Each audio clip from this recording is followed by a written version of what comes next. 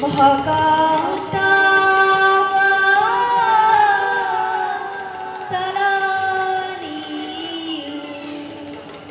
হেৱা কয়ো ধাৰি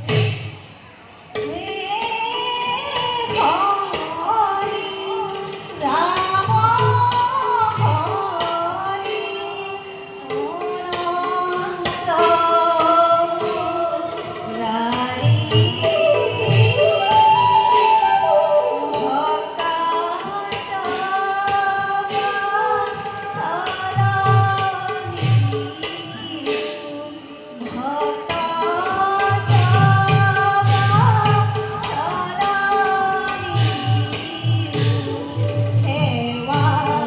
কয়ো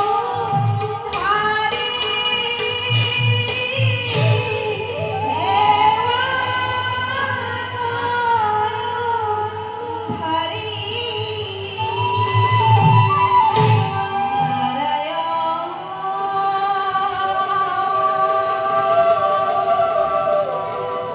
নাৰায়ণ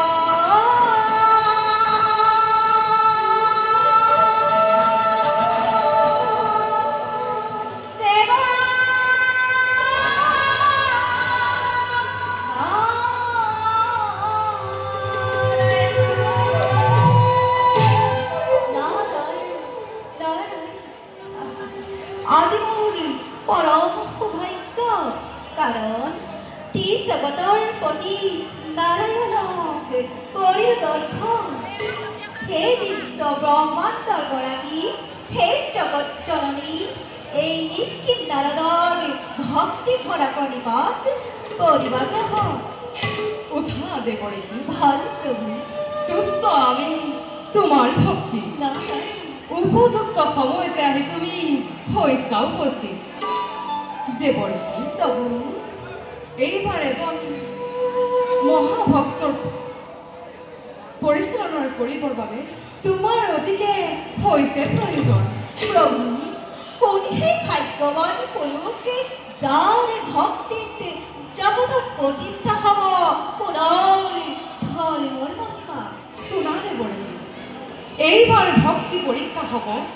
অৱন্তী ৰাজ দুৰ্মথেনৰ দুৰ্মথেনৰ প্ৰভু দুৰ্মথেন দেখোন আপোনাৰ পৰম ভক্ত তেনেস্থলত তেওঁকে ভক্তিৰ পৰীক্ষা নবুজিলো প্ৰভু শুনা দেবৰী প্ৰভু ভক্তসকলক ভক্তি পৰীক্ষা কৰি জগতত ভক্তিৰ মহিমা প্ৰকাশ কৰাই হৈছে আমাৰ প্ৰধান কৰ্তব্য কেৱল দুৰ্মথেনৰ ভক্তি পৰীক্ষাই নহয়